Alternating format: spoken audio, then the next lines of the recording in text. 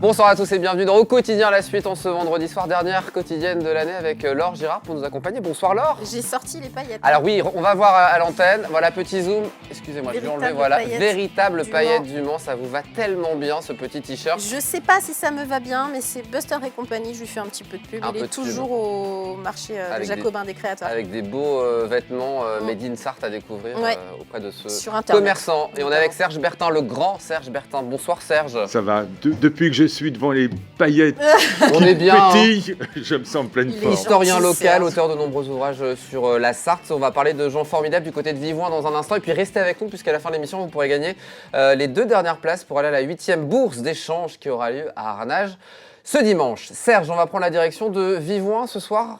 Absolument. C'était ta volonté. Telle est ma volonté. Oui, je vous entraîne du côté de Vivoin. L'autre fois, on était allé un peu avant, vers Saint-Marceau. Je vous avais parlé d'une famille formidable, les Bénard. Et on a reçu la maire de Saint-Marceau mardi soir. Merveilleux. Et on a parlé de Julien Bénard. Et vous avez parlé de Julien Bénard avec son idée sympa de relancer la culture du chanvre. Avec du CBD. Voilà, tout simplement. Eh bien, ma foi, c'était formidable. Il y en avait d'autres qui étaient formidables. Qui était, je dis bien formidable, alors que les Bénards sont toujours formidables. Là, Vivoin, c'était la belle aventure sur la ruralité sartoise. Alors, Vivoin, on connaît évidemment Vivoin grâce à son prieuré. Ah ben oui, il y avait le prieuré. Vous connaissez bien la Sarthe, compliment. Mais c'est précisément sur le prieuré qu'est née la belle aventure des gens de Vivoin. Tout a commencé en 64. Le sous-préfet de Mamers visite Vivoin et tombe en admiration devant des ruines. Les ruines, ou tout au moins ce qui était en train de devenir ruine, c'était un prieuré. Et il se dit, mais il faut sauver ce monument. Et son choix tombe, l'occasion se présentait, sur l'instituteur du village qui s'appelait Jean Ganot. Et cet instituteur a su être convaincu par l'intérêt du sauvetage et a créé, avec tous les jeunes de Vivoin, un atelier, tout simplement, un chantier de rénovation du prieuré de Vivoin. Donc ça, c'était dans les années 60 qu'on a rénové ce prieuré. Ça démarre en 60, c'est en 60 que ça a débuté. Je vous ai dit 64 avec le sous-préfet, mais aussi, on l'ignore souvent, la télévision jouait un rôle important déjà à cette époque. Et le 18 mars 1967, Jean Ganot participe à la célébrissime émission Chef-d'œuvre en péril, aux côtés de Jean de Lagarde, et qui, bien avant Stéphane Bern et son loto, s'était préoccupé de la défense du patrimoine. Comme quoi les émissions, c'est un peu du réchauffé à chaque fois. C'est fou, hein. Oui, ça se renouvelle. Oui, c'est ça. Et là, rien ne se démode plus vite que la mode. Chef-d'œuvre en péril, les anciens se souviennent vraiment de cette émission très, très importante. Et Vivoin a gagné une notoriété quasiment nationale dans cette affaire. Et dans la foulée, les jeunes de Vivoin, toujours entraînés par l'infatigable Jean Ganot, ont fondé une association qui s'appelait le CAR, Centre d'animation rurale du Romaine. Et en septembre 1974, à l'occasion des 4 jours du Mans, cette jeune bande d'agriculteurs décide de fonder une ferme rurale, une ferme sartoise, avec des scènes de vie sur la ruralité. Le succès a été énorme. Et dès lors, le CAR de Vivoin est devenu un acteur incontournable de la vie culturelle sartoise. Et son président Morvan, un personnage très, très vigoureux, très attachant, a entraîné cette bande de joyeux ruraux dans l'aventure extraordinaire. Donc il y a plein de réalisations qu'ils ont fait. Cette aventure, elle revêt en particulier 2 événements majeurs. Le premier, c'est au début des années 80. Imaginez que le 1er mai de chaque année, et ce durant une trentaine d'années, le 1er mai, le prieuré, la prairie qui est derrière le prieuré, se trouvait transformée en un vaste champ à la gloire de la paysannerie. Une foule venue, mais des milliers d'habitants de Sartois venaient admirer des réalisations liées à la paysannerie. C'était remarquable. Puis il y a eu, dans la foulée, le délicieux musée de la vie d'autrefois, dans les locaux du prieuré, et cette fois-ci, avec une touchante sincérité, on y voyait les différents aspects de la vie rurale sartoise. Alors qu'en est-il aujourd'hui de Vivoin n'a plus sa fête du cochon. Vivoin a perdu son musée. Yves Morvan et son épouse, sa Yvette, une fille de la ville, mais qui était encore plus rurale que les plus ruraux des plus ruraux. Ça arrive parfois. Et bon nombre des membres du CAR ne sont plus. Ne nous reste plus qu'Hélène Jérôme, que je salue ici.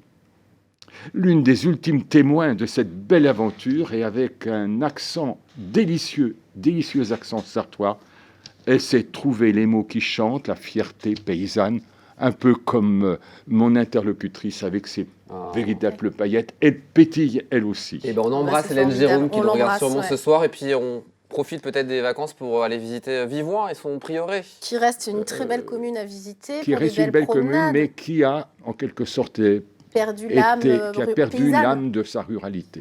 Et de sa paysannerie. En revanche, il y a de belles œuvres d'art à voir à Vivoin. Voilà. Merci beaucoup Serge d'être venu sur le plateau pour cette dernière quotidienne de l'année.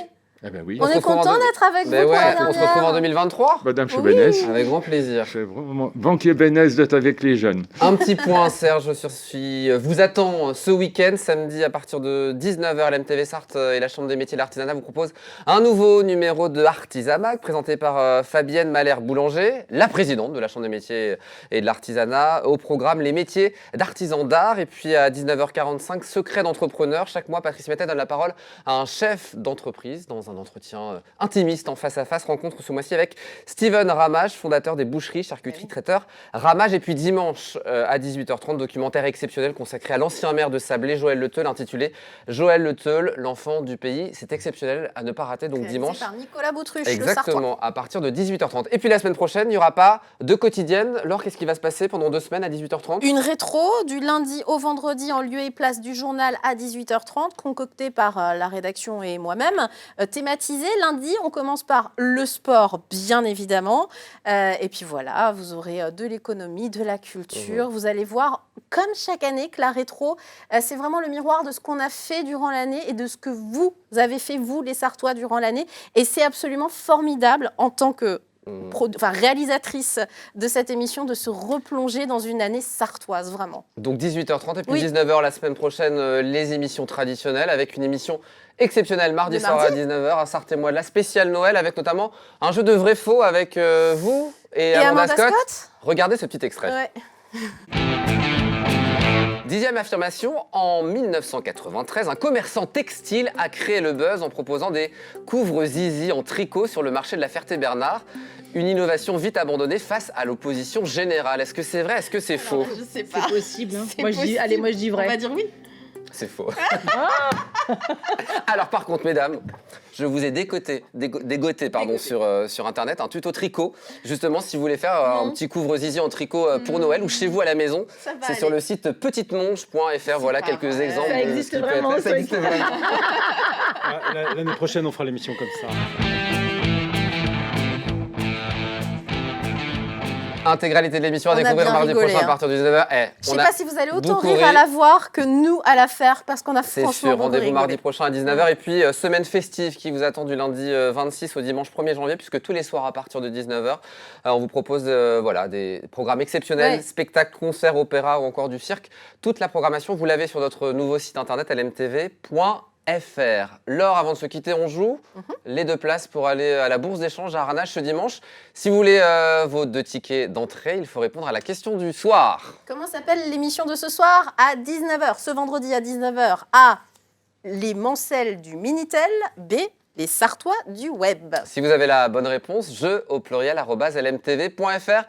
Très bonne soirée. C'est une bien belle question. Ouais. Et je souhaite une très bonne fin d'année à tous, puisqu'on ne se verra plus en direct, on se verra en 2023 avec un énorme plaisir. Très belle fête de fin d'année. Profitez-en, prenez soin de vous. Nous, on se donne rendez-vous donc la semaine prochaine pour Sarthe et moi de là. Et puis vous tout à l'heure, là, dans les Sartois du web, avec Amanda Scott, restez avec nous. Ou les Sartois du web, je ne sais pas. Les Sartois du web, je crois. Très belle fête de fin d'année. Merci Serge d'être venu sur le plateau. Prenez soin de vous en tout cas et à très bientôt sur l'antenne de l'MTV.